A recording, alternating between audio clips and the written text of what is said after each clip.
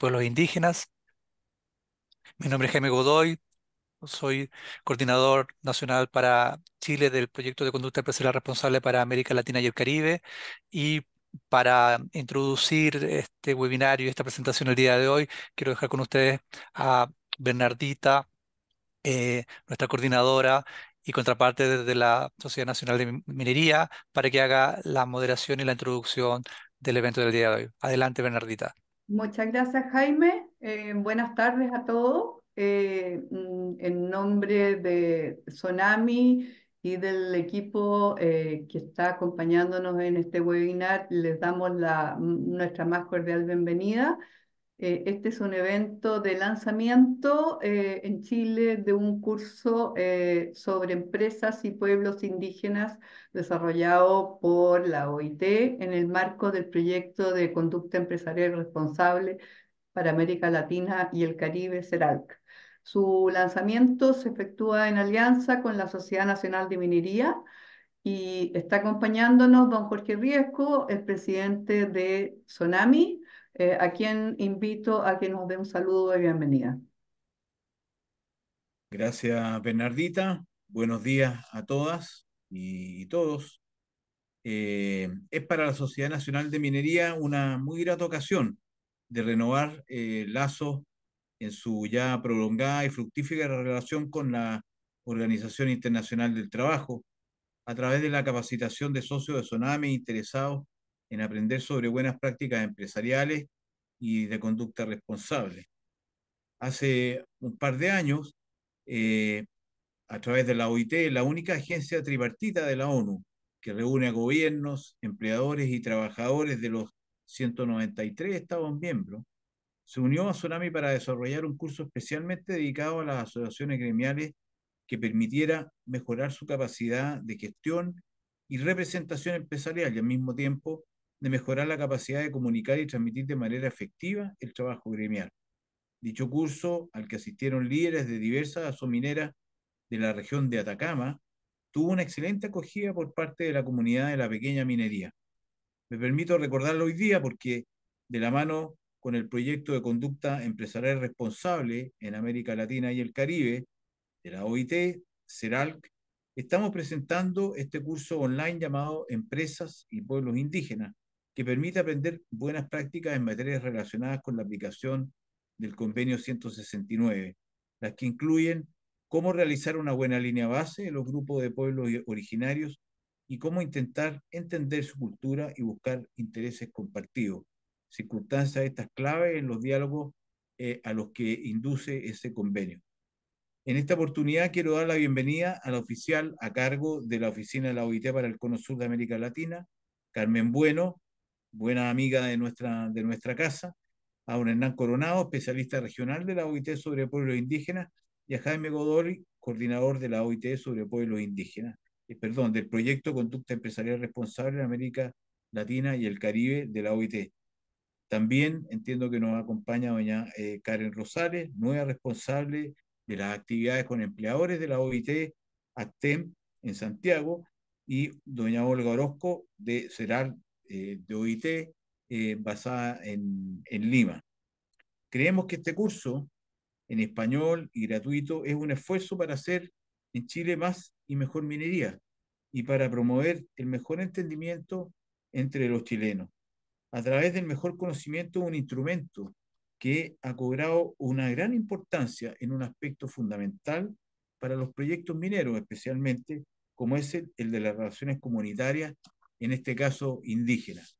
Yo mismo tuve la ocasión de ir a Lima a un curso que se impartió sobre talleres que hicieron sobre este convenio, y por lo tanto me alegro mucho de que esta divulgación se pueda hacer porque soy testigo, digamos, de la formación que permite para manejar mejor relaciones comunitarias y, en este caso, con énfasis también en las relaciones con nuestros pueblos originarios. Así que muchas gracias por esta oportunidad de participar en esta alianza que creo que sigue dando fruto, afortunadamente, y para lo cual seguimos especialmente dispuestos, digamos, y contentos de participar. Gracias, Bernardito.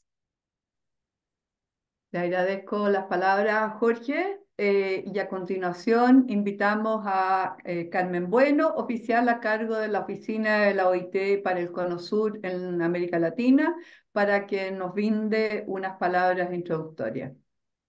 Muchas gracias, Bernardita. Muchas gracias, Jorge. Un saludo a todos. Y cuando digo todos, me sumo a los vocativos ya señalados por el presidente de la SONAMI.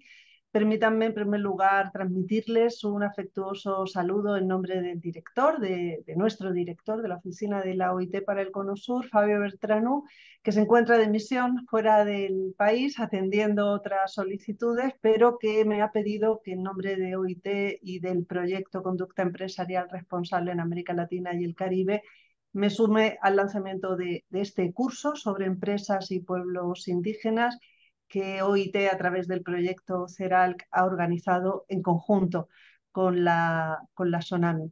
Y también quiero mencionar la estrecha colaboración de la Oficina de Actividades para los Empleadores, ACTEN, y aprovechar para presentarles y para darle una muy cordial bienvenida a nuestra nueva colega Karen Rosales, especialista en actividades con los empleadores de esta oficina, que está instalándose, está recién llegada, son sus primeros días de trabajo, pero que ha tenido la diferencia también de sumarse a esta inauguración. Y, por supuesto, a nuestro querido colega Hernán Coronado, a quien tuvimos hace pocas fechas en Santiago y a quien también agradecemos el apoyo que le está brindando a esta oficina y en concreto a esta actividad.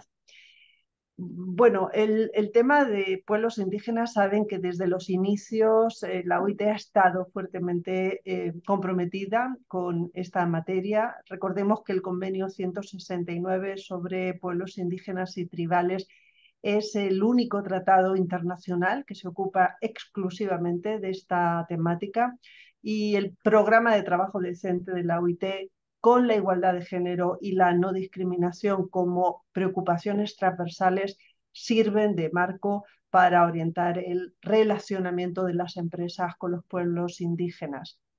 Esto se refuerza además con la declaración tripartita de principios sobre las empresas multinacionales y la política social, instrumento de la OIT que proporciona una orientación directa a todas las empresas en lo que respecta a la política social y a prácticas incluyentes, responsables y sostenibles en los lugares de trabajo.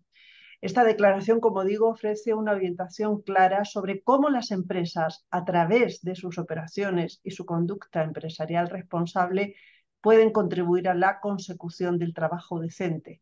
Sus recomendaciones, basadas en normas internacionales del trabajo, entre otras el propio Convenio 169, reflejan buenas prácticas para todas las empresas y además ponen de manifiesto la importancia del rol del diálogo social. Este curso sobre empresas y pueblos indígenas que presentamos en el día de hoy ofrece acceso a diversas herramientas y recursos relacionados con el tema, y también incluye una serie de testimonios con ejemplos prácticos de cómo las empresas han ido implementando esta temática en la región. Es una formación virtual, única en su tipo, y creemos que va a ayudar enormemente a las empresas a comprender mejor la relevancia estratégica de un buen relacionamiento con las comunidades indígenas y tribales en el área de influencia de sus operaciones. El curso está dirigido a organizaciones empresariales y a sus miembros, así como a toda la empresa que opera en la región, sin limitación de tamaño, de sector o de naturaleza. Y bueno, siguiendo la política de la OIT sobre acceso abierto, universal a todos los recursos y herramientas, este curso es 100% gratuito y concede a todos los participantes que completen sus módulos un certificado emitido por la OIT y por el proyecto CERALC. Así que solo me resta invitarles y alentarles a completar este curso y, por supuesto, en el mismo sentido que señalaba el presidente de la SONAMI, saludar esta alianza ya de muchos años con la SONAMI y reiterar nuestro compromiso y nuestra plena disposición para seguir acompañándoles como organización empresarial que agrupa y representa en Chile a la actividad minera. Y bueno, entendemos que este apoyo también puede ser fundamental para fomentar el desarrollo productivo, para generar condiciones de éxito en sus empresas asociadas, junto con promover la conducta empresarial responsable, respetuosa con los derechos humanos, con los derechos fundamentales en el trabajo y, por supuesto, con los derechos de los pueblos indígenas. Así que mucha suerte a todos, mucho éxito en el curso y muchas gracias por su atención. Muchas gracias, Carmen. A continuación, me complace presentar a don Hernán Coronado, que es especialista regional de la OIT en la materia de pueblos indígenas, quien nos expondrá sobre el convenio 169 de la OIT. Muchas gracias, Hernán, por estar con nosotros. Muy buenos días, muchísimas gracias, muy buenos días a todas y a todos. Desde luego, reiterar el agradecimiento de parte de la oficina de invitarme a participar en esta sesión, que seguro es de mucho interés para el sector, en este caso minero. Saludar a los representantes de la SONAMI y agradecer desde luego también las palabras que dirigen hacia la oficina, que reiteran ciertamente este trabajo de varios años, ¿no? Vinculado a un convenio que es de fundamental importancia para el sector económico y para algún tipo de actividades, como no puede ser de otra manera para las actividades extractivas, ¿no? Entonces, yo tengo una presentación, desde luego también a saludar a mis colegas, Olga Orozco, la responsable del programa CERLAC, Jaime Godoy en Santiago de Chile, y darle la bienvenida también a mi colega Karen Rosales de la Oficina de Actividades con Empleadores, y como no, a mi colega Carmen, ¿no? Carmen Bueno, en representación de la dirección. Yo tengo una presentación, en realidad lo que quiero hacer es básicamente plantear algunos elementos para la discusión, no pretendo hacer toda la presentación, la vamos a compartir. Y quisiera partir señalando dos temas que creo que son centrales para la discusión, ¿no? Por un lado, ubicar las responsabilidades en los actores vinculados al convenio 169. El convenio 169 es un convenio que establece obligaciones para los gobiernos, no establece obligaciones como tal para las empresas. Las responsabilidades de implementación del convenio son responsabilidades gubernamentales que no pueden ser delegadas a otro actor. Pero sin embargo, el sector privado, siendo un actor interesado muchas veces en realizar actividades económicas que en algunos casos están relacionadas o se superponen a tierras o territorios de pueblos indígenas, se espera que un convenio de esta naturaleza sea un instrumento de buenas prácticas en el relacionamiento que tiene el sector privado con los pueblos indígenas. Más aún cuando muchas veces en las operaciones que realizan tienen un contacto y un relacionamiento diario. Entonces, ya mis colegas contarán un poco más la herramienta, de qué trata la herramienta. Ya Carmen había hecho un poco un esbozo del contenido de esta herramienta, pero mi motivación básicamente tiene que ver con presentar los alcances del convenio 169, muchos de ellos además vinculados a las actividades económicas, ¿no? Considerando además de que es un instrumento que aborda diferentes aspectos, no solamente los temas relacionados con las actividades económicas. Entonces, voy a compartir la pantalla, ustedes me dicen si logran ver. No sé si se ve. ¿Se logra ver? Sí, Hernán, se logra ver, solamente habría que proyectarla en modo presentación. Ya. Lo que pasa es que creo que cuando pongo en modo presentación, dejo de verlos a ustedes. Entonces, si no les molesta, lo pongo así ¿Lo logran ver de la otra manera? Sí, de la otra manera se logra ver también. Sí, es que si no pierdo la conexión, no logro ver, estoy hablando solo con la pantalla, me sabe un poco mal. Pero bueno, a ver, tenemos el Perdón, Hernán, ahora no 169. se ve. En este minuto volvimos A a la ver, pantalla original inicial. ahora, ahora, Eh, Está proyectando, ahora sí. ok, perfecto.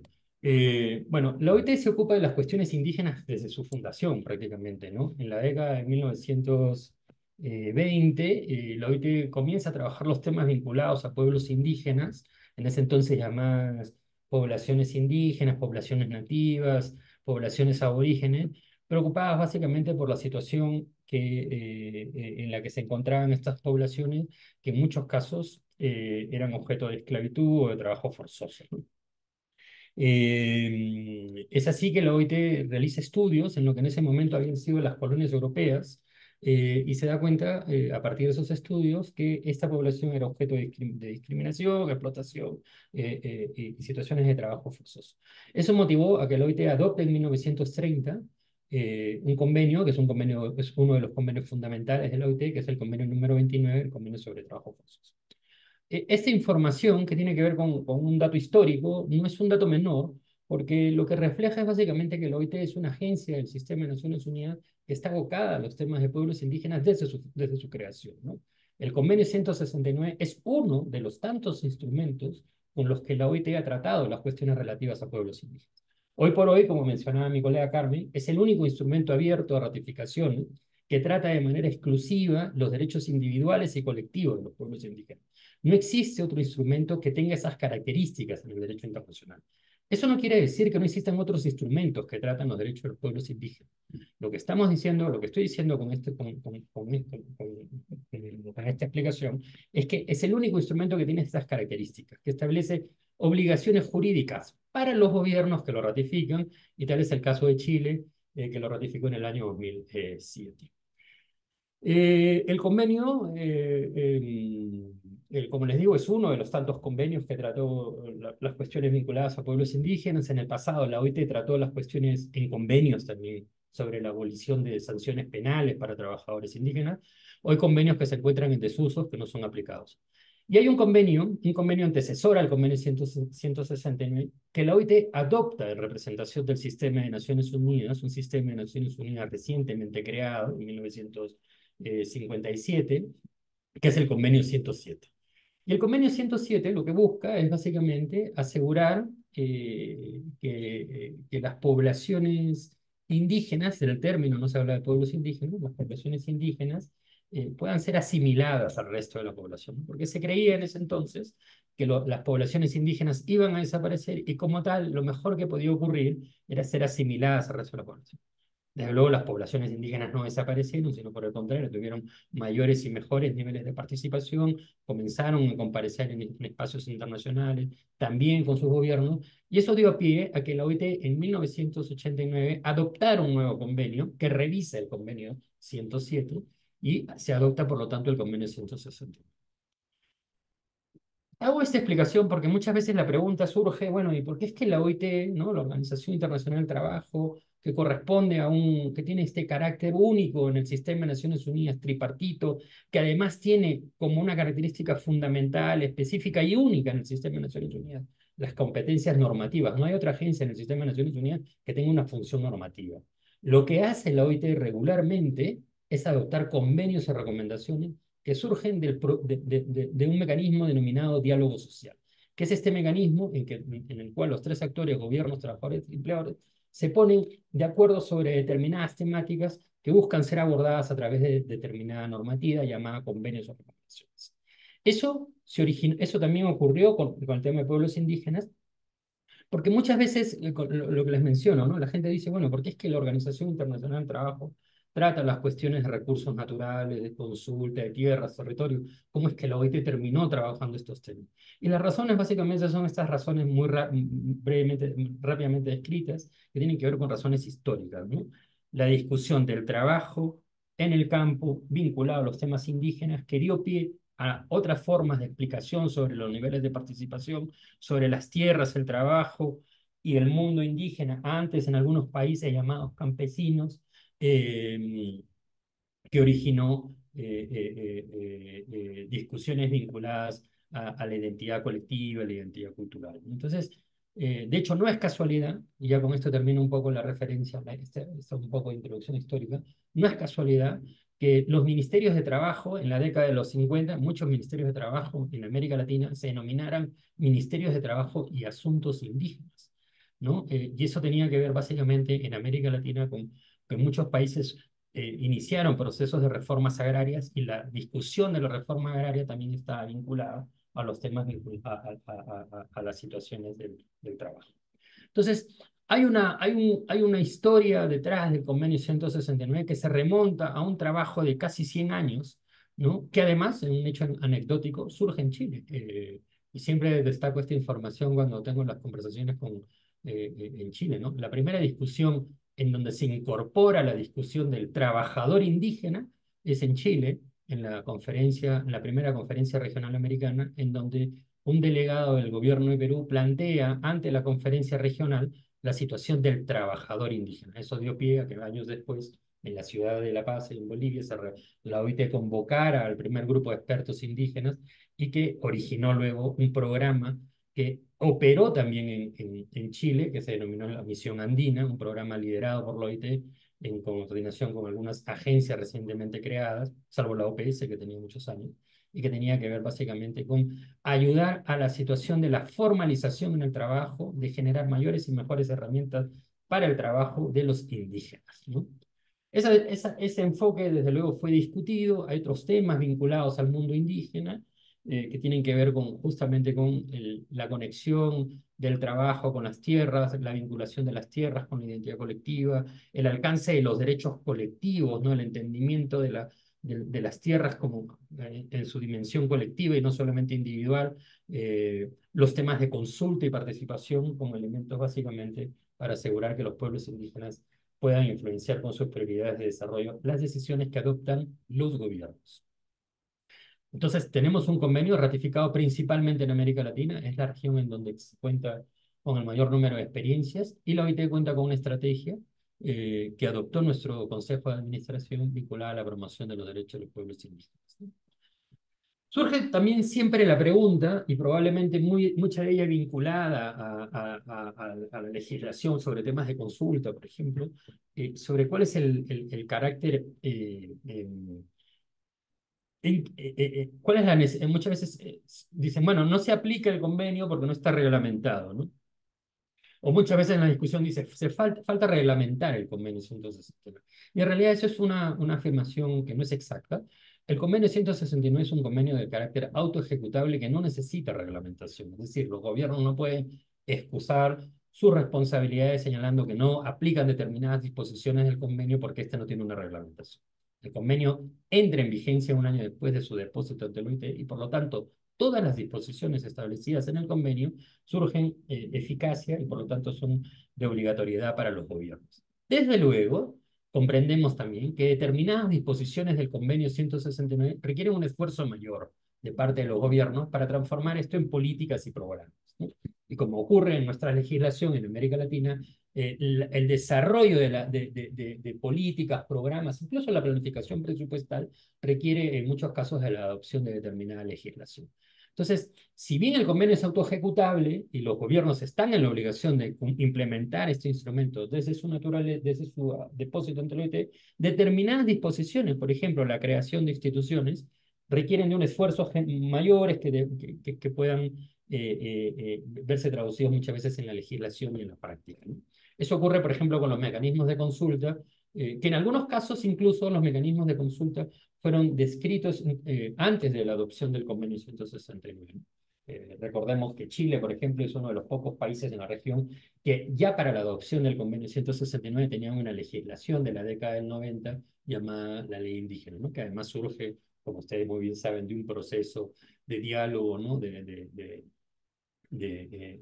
gobierno con los pueblos indígenas. Desde luego siempre podrán haber apreciaciones y disposiciones sobre adecuaciones, ajustes a esta normatividad, pero también es cierto que Chile ya contaba con un instrumento antes de su adopción, ¿no? del convenio.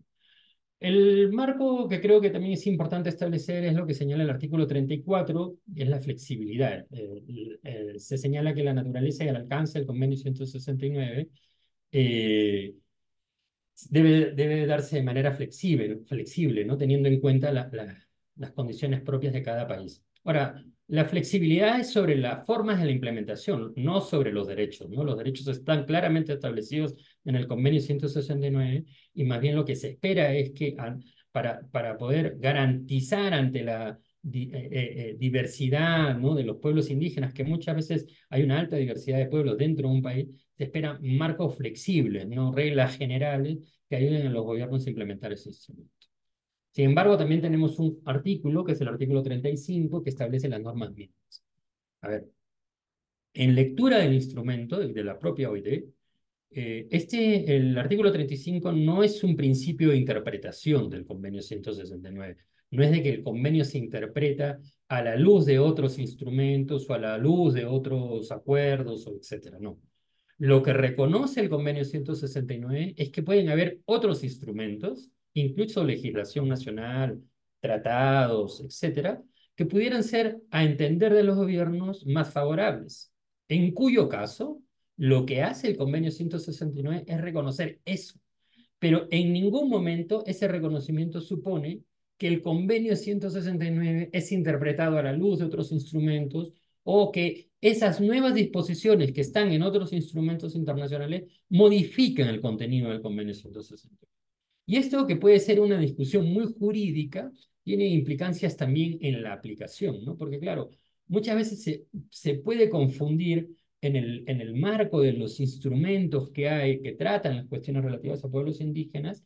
En la discusión, en el calor de la discusión, se puede decir, bueno, el convenio hay que interpretarlo a la luz de otro instrumento, o interpretarlo a la luz de esta resolución. No, el convenio es el convenio, y el convenio reconoce que pueden haber otros instrumentos. Pero el reconocimiento de que pueden haber otros instrumentos no supone en ningún caso que se incorporan nuevas obligaciones o se modifique el alcance del convenio 169. Estas son las 4 condiciones, de algún modo, resumidas, de los 44 artículos del convenio, que tratan, que básicamente son las acciones o los elementos claves que tienen que garantizar los gobiernos para implementar el convenio 169. Primero, se espera una acción coordinada y sistemática, es decir, que las diferentes instituciones públicas, al momento de intervenir en temas vinculados a pueblos indígenas, tengan marcos de coordinación interinstitucional, ¿no? Es decir, niveles de rectoría, ¿no? Eso no quiere decir que tiene que haber un sector que trata todos los temas indígenas, ¿no? Que tenga todas las competencias, porque en realidad eso dentro del aparato público es bastante difícil, pero sí tienen que establecer marcos de coordinación debidamente claros, ¿no? Debidamente establecidos, con reglas lo suficientemente claras que aseguren que la intervención, por ejemplo, en un territorio, aun cuando existen diferentes instituciones con competencias distintas, puedan integrarse y tener algún nivel de complementariedad, ¿no? El segundo es que se creen instituciones y mecanismos adecuados, es decir, con recursos necesarios que les permitan cumplir con estos fines. En posición de la OIT, no es que la OIT esté promoviendo la creación de un ministerio indígena, un viceministerio, ¿no? La estructura institucional para tratar estos temas responde a la soberanía de los gobiernos, pero se espera que exista un espacio de rectoría para tratar los temas indígenas, y que además ese espacio de rectoría tenga participación de los pueblos indígenas y recursos necesarios para esos fines, ¿no? Tanto humanos como recursos económicos. Luego, el tercer elemento que plantea el convenio es que deben elaborarse medidas especiales para garantizar a las personas, las instituciones, los bienes, trabajos, culturas y medio ambiente de los pueblos. Y el cuarto elemento es la creación de mecanismos, y fíjense bien, institucionalizados de consulta y participación. No mecanismos ad hoc, ni mecanismos que surgen como parte del conflicto, la instalación de una mesa de diálogo o la instalación de un espacio de diálogo. Lo que se espera es que tiene que existir un mecanismo institucionalizado con reglas lo suficientemente claras que asegure que se implemente el derecho a la consulta y el derecho a la participación, ¿no? En todas las etapas de implementación de programas, incluyendo la planificación, la coordinación, la ejecución y la evaluación de planes, programas y proyectos de desarrollo, ¿no? Acá voy adelantando algunos elementos. Cuando hablo de los temas de consulta y participación, desde luego es una responsabilidad gubernamental, ¿no? Eso no quiere decir de que las empresas no tengan diálogo con los actores del entorno, que pueden incluir pueblos indígenas, incluso instalar espacios de participación.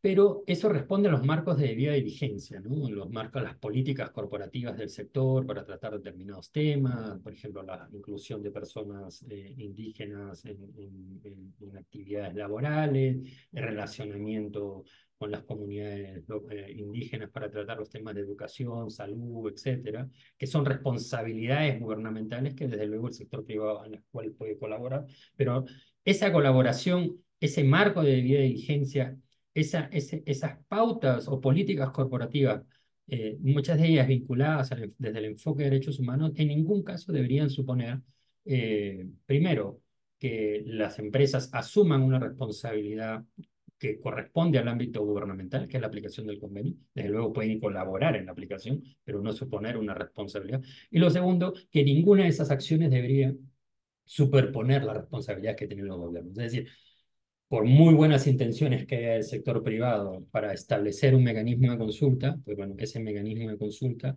no cumplirá el estándar del convenio 169 si es que es un mecanismo de consulta que no haya sido liderado o llevado adelante por el gobierno. Existen diferentes modelos en la región, ¿no? Desde luego el sector privado, en el caso de las actividades económicas extractivas, es un actor interesado en el desarrollo de un proceso de consulta, ¿no? Es una parte interesada de un proceso de consulta, pero sin embargo no se convierte en un actor en sí mismo en el proceso de consulta. Los actores del proceso de consulta, entendido en el marco del convenio 179, son dos. Una parte obligada de implementar el derecho, que son los gobiernos, y para ello tendrá que establecer cuáles son las instituciones que se hacen cargo de estos temas, y la otra parte, que son los sujetos de derechos que son representados a través de sus organizaciones, de las organizaciones de pueblos indígenas, y ya veremos cómo son las formas de representación en las siguientes diapositivas. En esta lectura, creo que es muy importante también ponernos en el escenario de cómo los gobiernos tratan las cuestiones vinculadas a pueblos indígenas y la necesidad de contar con instituciones, ¿no? En el caso de Chile, bueno, tenemos el Ministerio de Desarrollo y Familia, ¿no? Con la CONADI, que tiene además un concepto de participación. Eh, ¿Por qué insisto mucho con el tema de participación? Y probablemente esto les ocurrirá a ustedes y ya me dirán en las intervenciones, en la práctica, ¿no? Eh, Pensar que todos los temas vinculados a los derechos de los pueblos indígenas son resueltos por la vía de la consulta, creo que es generar o cargar de dar una expectativa muy alta a una obligación, que es la obligación de consulta, que como cual la obligación o derecho tiene límites, ¿no? No todos los temas van a ser resueltos por la vía de la consulta. Se van a requerir de otros mecanismos de los gobiernos, pero también en colaboración con el sector privado, con las propias organizaciones, en los casos que corresponden, de nuevo, al sector privado, que son los mecanismos de participación. El ejemplo típico, y seguro a ustedes les pasará, y ahí me contarán su introducción. Imaginen ustedes, no voy a hablar de Chile, hablo de cualquier otro país, hay la intención de desarrollar alguna actividad minera, ¿no? Y llega el Ministerio de Energía y Minas porque está obligado a consultar a los pueblos indígenas, ¿no? Según el convenio y su legislación, a consultar a los indígenas la realización de determinada actividad minera, ¿no? Una zona indígena que probablemente ha tenido muy poco relacionamiento con el gobierno, que tiene una serie de demandas vinculadas a educación, salud, infraestructura, acceso al trabajo, servicios sociales, etcétera, ¿no? Y que en ese momento se ve ante la posibilidad de dialogar con el gobierno, pero con un aparato del gobierno que tiene que solamente las competencias mineras, es decir, los funcionarios del gobierno que van del Ministerio de Energía y Minas solo se pueden comprometer en el marco de sus competencias. Un funcionario del Ministerio de Energía y Minas no puede comprometer el desarrollo de un colegio, digamos, ¿no? Que está básicamente en el ámbito del Ministerio de Educación, entendería, ¿no? Entonces, ocurre esto y claro, cuando se inician los procesos de diálogo, probablemente muchos de los temas que van a querer tratar las comunidades o los pueblos indígenas no sean solamente la posibilidad de desarrollo de una actividad minera, sino toda esta gran agenda que no ha sido tratada por los gobiernos y que establece una expectativa tan alta que muchas veces supone una condición para el desarrollo de la actividad. Entonces, ante ese escenario es muy importante que los gobiernos establezcan espacios de participación permanente en donde los pueblos indígenas puedan tratar a través de mecanismos institucionales estos temas que hacen parte de las demandas y las necesidades y la satisfacción de derechos, que no necesariamente tienen que estar vinculados a que va a haber un proceso de consulta, el derecho a la educación, garantizar el derecho a la salud, o que exista la infraestructura básica, por ejemplo, para el desarrollo de alguna actividad agropecuaria, no debería estar supeditada a que se va a realizar un proceso de consulta, sino que son obligaciones que corresponden a los gobiernos más allá del propio convenio 169.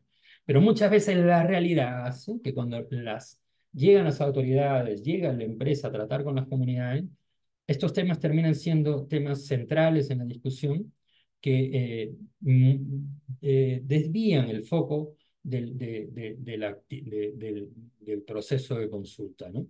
Generando una alta expectativa y en algunos casos procesos de diálogo bastante difíciles, ¿no? Incluso poniéndonos en la posición, ¿no? Llevando este tema a la posición de ¿queremos proyecto o no queremos proyecto? Entonces, casi como el proceso de diálogo se vuelve en una posición, en una mezcla de posición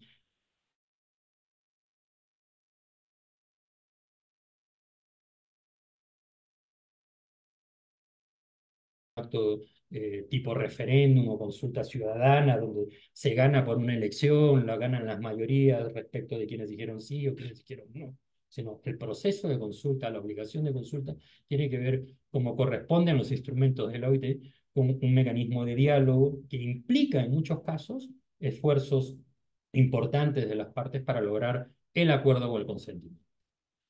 Es por eso importante, y disculpen que haga esta referencia sobre los temas de participación, porque muchas veces nos centramos solamente en los temas de consulta como una forma de tratar los temas vinculados a la aplicación de los derechos de los pueblos indígenas y olvidamos en este diálogo esa otra obligación, ¿no? Que es el derecho a la participación. De hecho, los órganos de control de la OIT han señalado la necesidad de leer el artículo 6, que es el artículo de consulta, y el artículo 7, que es el artículo de participación, leerlos de manera complementaria, ¿no?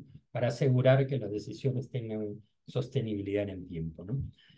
El artículo 6, que es como se lee la obligación de la consulta, establece que los gobiernos deben consultar a los pueblos interesados mediante procedimientos apropiados y en particular a través de sus instituciones representativas. Este es el marco general y desde luego es bastante general. Eso requiere que los gobiernos hagan esfuerzos genuinos para la implementación de este instrumento, de este artículo, y eso en muchos casos supone pues la creación de mecanismos de consulta, procedimientos debidamente institucionalizados. Lo que queda Hernán, claro es eso. perdón, Hernán, ¿te quedan Sí, 5 minutos, sí, por favor? en 3 minutos termino. Lo que queda Ya. claro es que la consulta es una obligación y un derecho para los pueblos indígenas y que se debe realizar siempre de manera previa a las medidas legislativas o administrativas, ¿sí? ¿Cuál es el procedimiento adecuado? Bueno, son procedimientos que deben ser culturalmente adecuados, en donde las partes tengan la capacidad, primero, de comprender el impacto de la posible medida, formarse una opinión y a través de un proceso de diálogo poder lograr influenciar con sus prioridades de desarrollo las decisiones de los gobiernos, ¿no? Por eso que vamos a ver ya en la práctica, en la realización de procesos de consulta, que pueden haber procesos de consulta en donde las partes están de acuerdo en algunos puntos, en desacuerdo en otros, y pueden incluso hasta haber acuerdos parciales. Los procesos de consulta no deben ser de ninguna manera puestos en un escenario del sí o el no. Porque si ese habría sido la naturaleza del convenio 169, la redacción del artículo habría sido completamente distinta. Habría dicho sométase a votación, no realízase un referéndum, ¿no? Pero en realidad lo que estamos hablando es de un proceso de diálogo que requiere, por lo tanto, que las partes, basadas en el principio de buena fe, busquen obtener el acuerdo o el consentimiento, ¿no?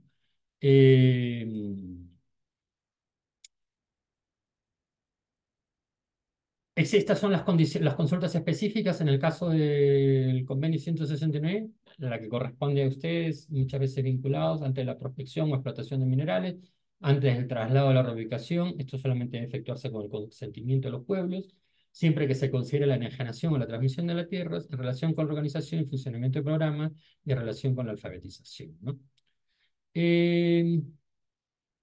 Que se consultan medidas legislativas, proyectos, decretos, resoluciones, acuerdos, medidas administrativas, básicamente los actos como se pronuncia el Poder Ejecutivo, ¿no? Yo quisiera señalar además que la consulta no solamente debe ser, debe ser entendida como un requisito, ¿no? Sino debe ser entendida también como la posibilidad real de los pueblos indígenas de influenciar en las decisiones que les afectan, ¿no? Sin embargo, también es importante notar que la decisión final es una decisión gubernamental.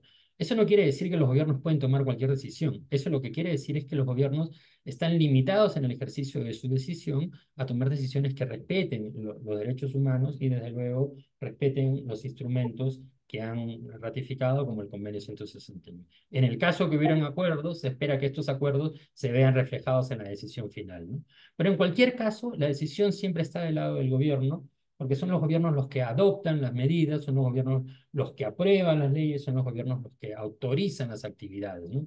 Los funcionarios, perdón, los ciudadanos logran influenciar en las decisiones, pero la decisión administrativa, la decisión final es una decisión gubernamental y debe estar siempre de ese lado, porque en caso de que las partes sientan que la decisión vulnera o viola sus derechos, puedan, utilizando los mecanismos institucionales democráticos, recurrir a esa decisión, ¿no? A través de las vías administrativas o judiciales, ¿no?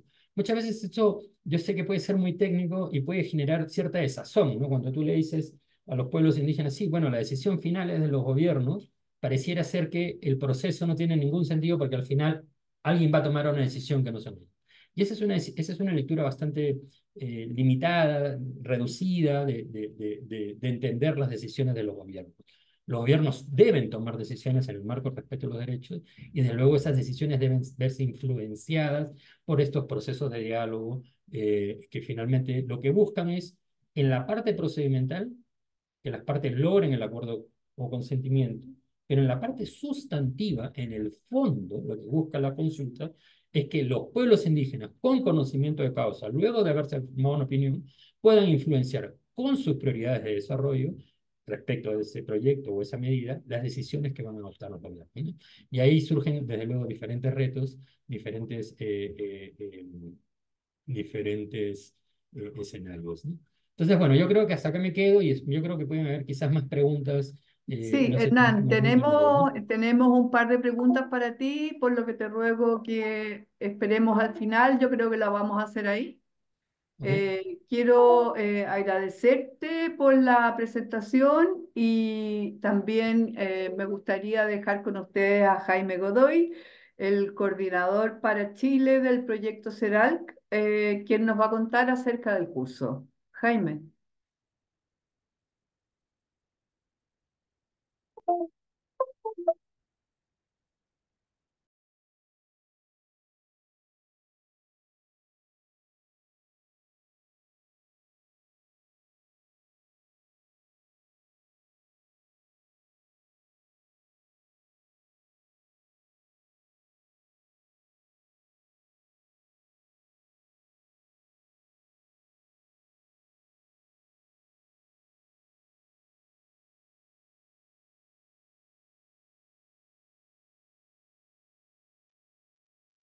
Jaime.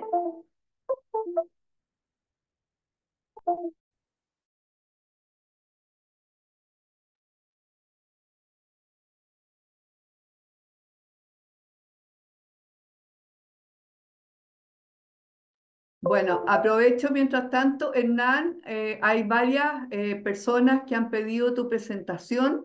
Si es posible tener una copia, a lo mejor la pudiéramos subir al chat. Sí, sí, Eh, la eh, comparto con mis colegas, con Jaime, Olga, para que la compartan ustedes. perfecto, perfecto. Y les voy Muchas a compartir por gracias. el chat el enlace donde están los materiales vinculados al convenio 169 para que Perfecto. puedan seguir desarrollando.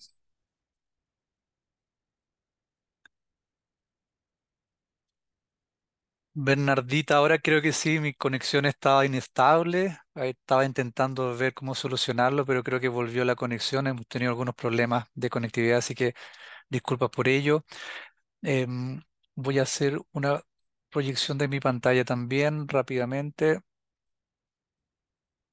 Por favor, me indican si pueden acceder a la misma. ¿Se ve? No todavía. A ver, un minuto.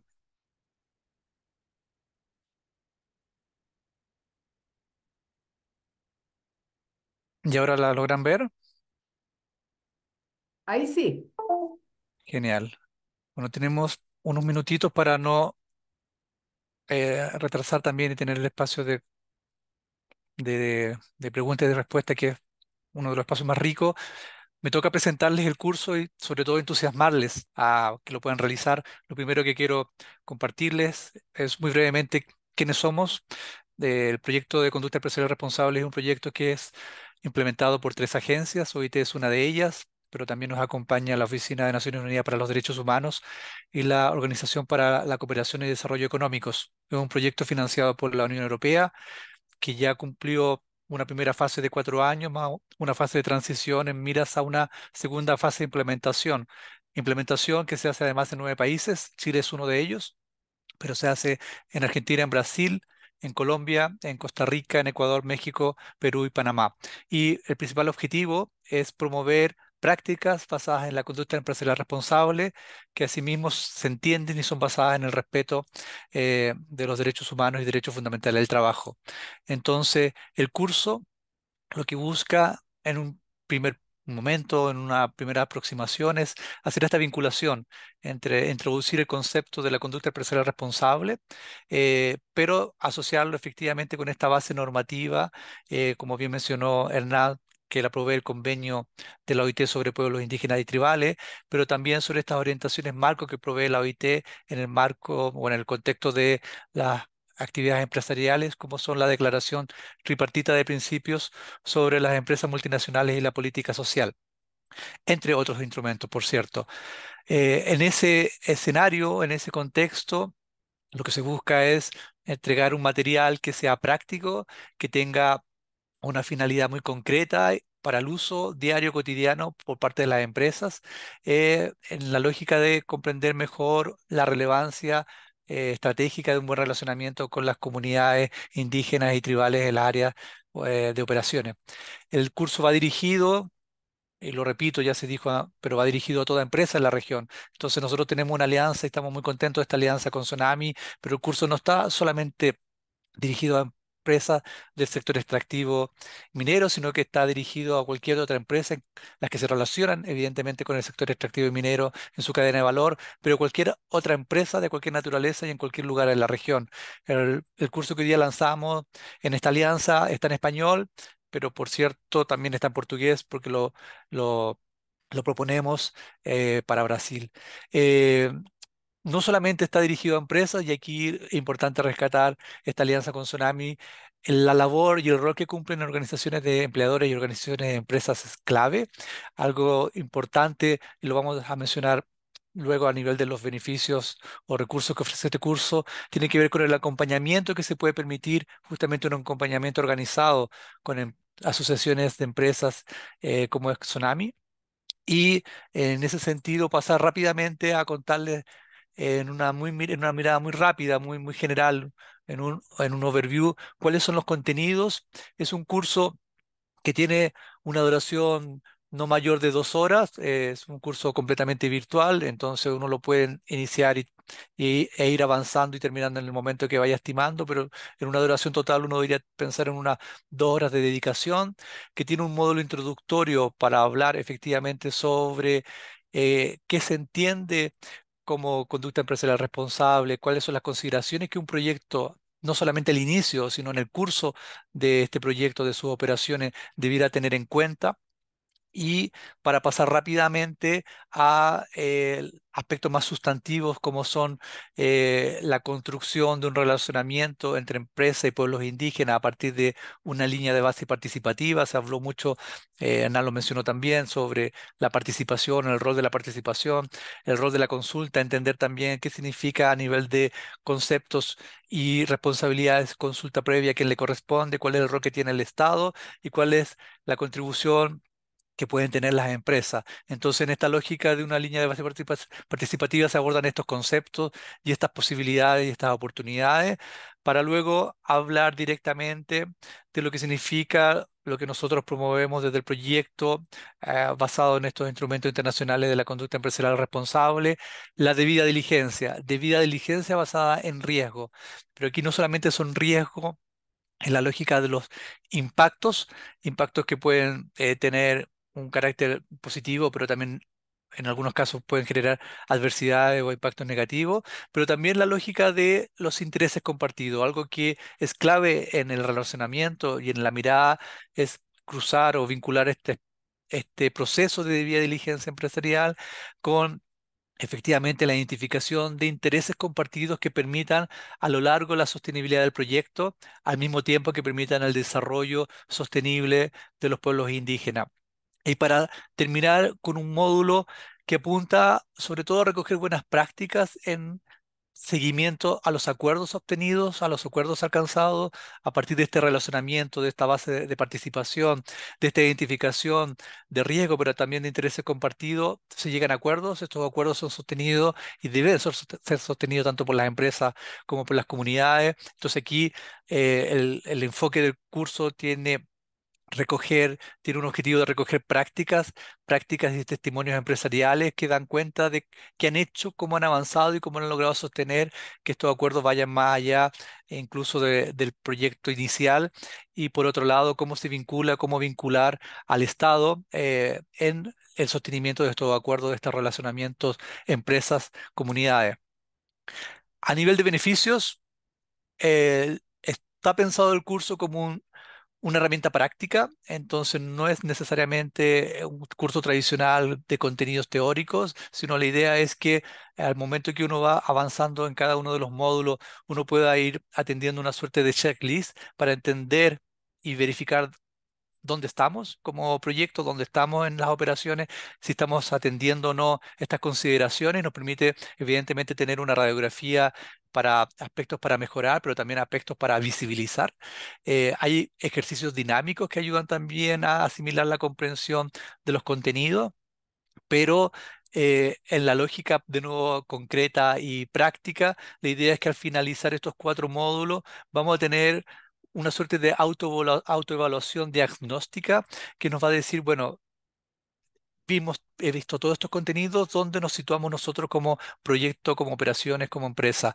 Y esta hoja de ruta personalizada va a permitir en el fondo tener una buena radiografía sobre aspectos a ser reforzados, pero también nos va a permitir que nosotros podamos utilizarla en el futuro con nuevos proyectos. Es una metodología que es bastante simple, probablemente muchas y muchos de los participantes ya la conocen, sobre todo las empresas que hacen hoy día de vía diligencia y que hacen evaluaciones de riesgo, pero también las empresas que tienen un trabajo de relacionamiento con comunidades eh, eh, pueden estar muy familiarizadas. Entonces la invitación es más bien también a leerla como un check sobre qué tan actualizadas o no están en la revisión de estas consideraciones. Y este check es bastante útil porque es un check que además, como decía antes, viene con recursos sobre prácticas empresariales de testimonio que han sido aportados por otras empresas de la región, y que la invitación hoy día es que a los participantes y las participantes al finalizar este curso también nos puedan contribuir con manifestando su interés de poder contribuir con estas prácticas que tienen en su empresa y que les gustaría, por ejemplo, que pudieran enriquecer una actualización de esta herramienta. El curso va a ofrecer todos estos recursos, tanto conceptuales en glosarios como los recursos teóricos y visuales en una suerte de archivo de libre disposición y de acceso ilimitado, de manera que una vez que uno accede podrá retornar cuantas veces quiera, y va a ofrecer también, evidentemente, una constancia de participación. Em, Decir que y recordar que el curso es gratuito, el curso es 100% online, virtual, solamente se requiere una inscripción previa, y que para fines del acompañamiento, nosotros como proyecto y en esta alianza con Tsunami estamos muy interesados en entender cuáles son sus necesidades a partir de una primera realización del curso, una primera puesta a piloto del curso, entender qué necesidades quisieran o pudiesen aparecer para ser acompañadas. Entonces también manifestar desde ya la disponibilidad para acompañar todo tipo de, de- de inquietud, de atender todo tipo de inquietud, de acompañar todo tipo de requerimiento, y pensar en esta herramienta como una herramienta viva. A nosotros nos interesa mucho, como decía antes, poder tener una actualización y poder recoger, por ejemplo, muchas experiencias de empresas que hoy día son socios de Tsunami y de otras empresas que hoy día estén conectadas y que quieran contribuir en enriqueciendo con buenas prácticas en este sentido.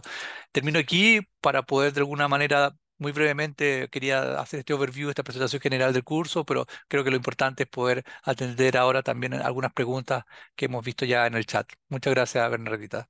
Muchas gracias, Jaime, por tu presentación. El curso efectivamente es muy didáctico y tiene un enfoque práctico. Estamos casi en la hora, tenemos 3 minutos si queremos terminar a tiempo. Yo tengo varias preguntas, lamentablemente solo podré hacer una de las primeras que se hicieron en el chat de Anónimo. dice, en el marco del convenio 169 de la OIT, las municipalidades están obligadas a implementar consulta indígena cuando desarrollan planes de manejo en santuarios de la naturaleza, donde pueblos indígenas desarrollan prácticas socioculturales. Esa es la pregunta. Consulto, dice, porque Chile, si bien la legislación no es clara sobre municipalidades, sin embargo, en la jurisprudencia se ha obligado a municipios a implementar consulta indígena cuando éstas no la desarrollan. Me excusa, dice Anónimo, sobre la pregunta, que no está en el marco del mundo privado, pero pienso que es pertinente dentro del ámbito gubernamental. Hernán, si tú puedes ayudarnos con esta respuesta. Sí, claro. No conozco la legislación, digamos, de gobiernos municipales o gobiernos locales chilenos, ¿no? Pero en términos generales sí existe una obligación. La obligación de consulta es una obligación que alcanza al gobierno en toda su estructura, digamos, ¿no? Ya sean gobiernos locales, regionales, federales, provinciales, ¿no? Ahora, desde luego es una obligación que alcanza respecto a las competencias que tienen. Desconozco si los gobiernos locales tienen competencias para la aprobación de santuarios, no sé cómo se maneja esa legislación, pero en todo caso los gobiernos locales tienen obligaciones respecto de consulta sobre las competencias que tienen, ¿no? No es sobre cualquier tema, ¿no? Entonces, en términos generales, sí, hay una obligación para los gobiernos locales, ¿no? Habría que revisar en qué competencias y ver cuáles de esas competencias, ese es el trabajo que muchas veces hacen algunos países, cuáles de esas competencias en su implementación podrían implicar algún nivel de afectación a los derechos de los pueblos indígenas, ¿no? En cuyo caso habrá que realizar una consulta de manera previa, ¿no? Perfecto, muchas gracias, Hernán. Desgraciadamente ya llegamos al final de la hora que duraba este lanzamiento. Quiero agradecer a todos nuestros panelistas y a los asistentes a este lanzamiento. Quiero decirles que en la página web de Sonami podrán encontrar abajo un banner que les va a dirigir al curso. Igualmente pueden acceder en el link cursos, empresas y pueblos indígenas.org. Les agradecemos nuevamente y les deseamos una muy feliz tarde de hoy.